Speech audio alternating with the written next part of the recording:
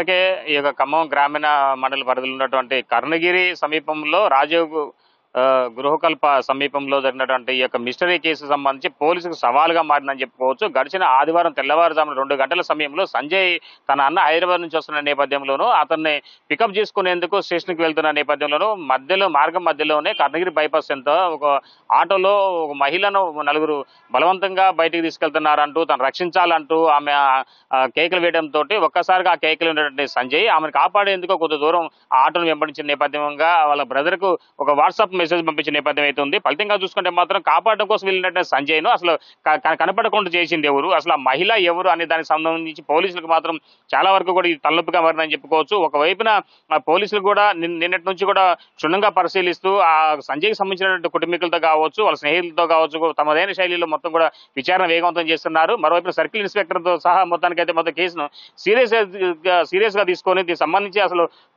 పూర్తి వివరాలు మొత్తం సేకరించే పనిలో కూడా 2 3 బృందాలుగా మొత్తానికైతే సిబ్బంది కూడా డివైడ్ అయిపోయి మొత్తానికైతే వారి స్థాయిలో మొత్తం దర్యాప్తు చేసిన నేపథ్యం అయితే దీనికి సంబంధించి సర్కిల్ ఇన్స్పెక్టర్ రాజు మనతో పాటు ఉన్నారు. మనం మాట్లాడి చూద్దాం. సార్ నమస్కారం. జనరల్ గా ఈ సంజయ్ ఈ యొక్క మిస్టరీ కేసు సంబంధించింది అసలు ఇంతవరకు ఈ కేసులో ఎలాంటి పురోగతి వచ్చింది? ఇప్పటి వరకున్న సమాచారం ప్రకారం మనకు ఆ ఏరియాలో ఇప్పుడు ఆయన చెప్పిన ఇన్సిడెంట్ ఆ టైంలో మనం సీసీటీవీ ఫుటేజీలు మరియు ఆడ కాల్ రికార్డ్స్ అన్ని మనము చూడడం జరుగుతున్నది. ఇప్పటి వరకైతే మనకు ఆటోలో కానీ ఆటో వెళ్ళినట్లయితే మనకి ఏం సీసీటీవీ ఫుటేజ్ లో కవర్ కాలేదు. మరి వేరే ఇతర రూట్ లో గానీ మన అప్రోచింగ్ రూట్స్ కూడా మేము చెక్ చేస్తున్నాం. జనరల్ గా అసలు ఇది ఒక రకం చూసుకోవాలంటే ఒక అమ్మాయి ఆటోలో వెళ్తుంది, తను రక్షించాలంటూ ఆర్ధనాదాలు చేసింది. ఫలితంగానే సంజయ్ ఆటోను వెంబడించాడు. ఒకవైపున గురుదక్షిణ ఫౌండేషన్ సమీపంలో సాగర్ కెనాల్ వైపు వెళ్ళినట్టుగా సెల్ ఫోన్ ట్రేస్ అవుతుందని చెప్పి లొకేషన్ వరకు అక్కడ వరకు వెళ్ళారు. అక్కడికి వెళ్ళిన తర్వాత సంజయ్ సంబంధించిన బండి కూడా మీరు స్వాధీనం చేసుకున్నట్టు తెలుస్తా ఉంది. అంటే అంతవరకు చూసుకుంటే లొకేషన్ వరకు చూసుకుంటే మాత్రం సెల్ ఫోన్ లొకేషన్ ఆధారంగా మీకు సమాచారం వచ్చిందా? సెల్ ఫోన్ నేను ఆపదలో ఉన్నాను, నాకు కొడుతున్నారు, ఒక అమ్మాయి డెడ్ బాడీ కూడా ఉంది, చంపేసిండ్రు అని, నన్ను కూడా చంపే అవకాశం ఉన్నదని అతను వాయిస్ మెసేజ్ మరియు లొకేషన్ కూడా పంపడం జరిగింది. కానీ ఇమీడియట్లీ వాళ్ళు ఫ్యామిలీ మెంబర్స్ 10 minutes లో వేరు, మేము కూడా ఒక 20 minutes లో పోయినాం. కానీ అక్కడ అటువంటి ఆధారాలు ఏం లభించలేదు. ఓన్లీ బైక్ మాత్రం అక్కడ కనిపించింది. అంటే మరి దీన్ని బట్టి అంటే మీకున్న అంటే మీ ఆలోచన ప్రకారం చూసుకుంటే మాత్రం ఈ కేసు జనరల్ గా ఇది ఒక హత్య లెక్క అనిపిస్తుందా, లేకుంటే దాని వాంటెల్లి వేరే గుర్తులేని వ్యక్తులు తనని ఎవరైనా కిడ్నాప్ చేశారా, లేకుంటే కానీ మహిళను చంపేశారని చెప్పి వాయిస్ రికార్డు కూడా దాని మొబైల్ స్పష్టంగా వినపడుతుంది. మరి ఆ మహిళకు సంబంధించిన మృతదేహం ఏమైనా లభ్యమైందా? దాని ప్రకారం అయితే ఇప్పటి వరకు మనకు 24 hours దాటింది కాబట్టి మనకి ఇంకా డెడ్ బాడీ కూడా మనకి ఎక్కడ ట్రేస్ అవుట్ కాలేదు. మనం ఇంకొక ఈ రోజు మధ్యాహ్నం వరకు చూస్తే మనకు ఏదైనా ఒక కంక్లూజన్కి వచ్చే అవకాశం. అంటే ఖమ్మం జిల్లాలో కావచ్చు, ఇతర జిల్లాలో కానీ ఏమైనా ఒక మహిళ కానీ ఎవరన్నా ఒక మిస్సింగ్ కేసు ఏమైనా నమోదైనట్టు రికార్డులు ఏమైనా ఉందా మీకు? అటువంటి మన సరౌండింగ్ పిఎస్ లో కూడా మనం వెరిఫై చేస్తున్నాం. ఇట్లా అంటే బలవంత కిడ్నాప్ కు సంబంధించిన కేసులు అయితే ఏం లేవు. మామూలు మిస్సింగ్ కేసులు అయితే ఉన్నాయి, అవి కూడా మనం వెరిఫై చేస్తున్నాం.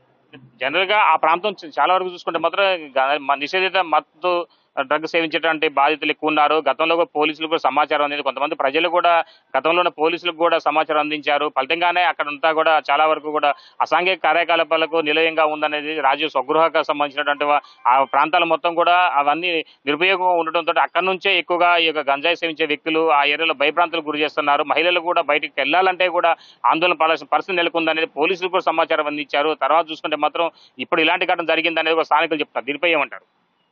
అట్లా ఏం లేదు, మేము రోజు అక్కడ మనం హాట్స్పాట్ గా మేము దాన్ని పాయింట్అవుట్ చేసినాం. డైలీ పెట్రోలింగ్ చేస్తున్నాం. నైట్ కూడా మేము 2-3 times విజిట్ చేయడం జరుగుతుంది డైలీ. ఇప్పుడు ఈ సంజయ్ మిస్టరీకి సంబంధించి ఈ కేసు సంబంధించి మిస్టరీ వీడేందుకు ఇంకా సమయం పట్టే అవకాశం ఉంటుందా? మనకి హాలిడేస్ ఉన్నాయి కాబట్టి కొంచెం టెక్నికల్ గా మనకు ఇన్పుట్ రావడానికి కొంచెం టైం పడుతుంది. ఏదేమైనా కానీ మనకు ఈ రోజు మనం కంక్లూజన్కి వచ్చాం. అంటే ఒక పండగ ఒకవైపున పండగ ఉన్న నేపథ్యంలో ఒక సిగ్నల్స్ ఆధారితంగా ట్రేస్ చేయాలన్నా కానీ ఏమన్నా ఫోరెనిక్స్ సిబ్బంది అంటే ఐ మీన్ క్లూస్ టీమ్ కావచ్చు, లేదా మొబైల్ ఒక సిగ్నల్స్ ట్రేస్ చేయాలన్నా కూడా ఏమన్నా ఆటంకం ఏర్పడిందా? జనరల్ గా ఓన్లీ హాలిడేస్ ఉన్నాయి కాబట్టి కొంచెం డీలే జరుగుతున్నాయి, కానీ అవి కూడా మేము తెప్పించి వెరిఫై చేస్తున్నాం. ఇప్పటివరకు ఎన్ని బృందాలు ఆ ప్రాంతంలో రెస్క్యూ చేస్తుంది? ఆల్రెడీ 3 బృందాలు చూస్తున్నాయి. సో మొత్తంగా చూసుకోవచ్చు ఇప్పటికే సిఐ రాజు కూడా చెప్తున్న నేపథ్యం అయితే ఉంది. పూర్తి స్థాయిలో మాత్రం 2, 3 బృందాలుగా ఏర్పడ్డాయి. ఆ ప్రాంతం అంతా కూడా కలిగి తిరుగుతున్నాయి. మరోవైపున బంధువుల ఇళ్లతో గానే ఆయనకు ఉన్నటువంటి పరిజ్ఞానం అంటే సంబంధిత వాళ్ళ ఇళ్ళ కూడా ట్రేస్ చేసిన నేపథ్యం అయితే ఉంది. కానీ ఇంతవరకు మాత్రం సంజయ్ ఆచూకు కనపడలేదు. చివరి కనీసం ఆ మహిళకు సంబంధించినటువంటి డెడ్ బాడీకి సంబంధించి అంటే ఏదైతే సంజయ్ మహిళ చంపారు అని చెప్పని ఆయన మొబైల్లో ఆయన వాయిస్ మెసేజ్ పంపించారో ఆ మహిళకు సంబంధించిన మృతదేహం కూడా ఇంతవరకు లభ్యం కాలేదు. పరిసర ప్రాంత పోలీస్ స్టేషన్లో కూడా సమాచారం అందించడం ఎక్కడా కూడా మహిళ మిస్సింగ్ అనే కేసు కూడా నమోదు కాలేదని చెప్తున్నారు సర్కిల్ ఇన్స్పెక్టర్. మరోవైపు మాత్రం మరలా ఇంకా సంజయ్ కోసం ఇంకా ఏదైనా సరే సాయంత్రం వరకు కూడా ఏదో ఒక కంక్లూజన్ వచ్చే అవకాశం మెండుగా ఉందని చెప్తున్నారు.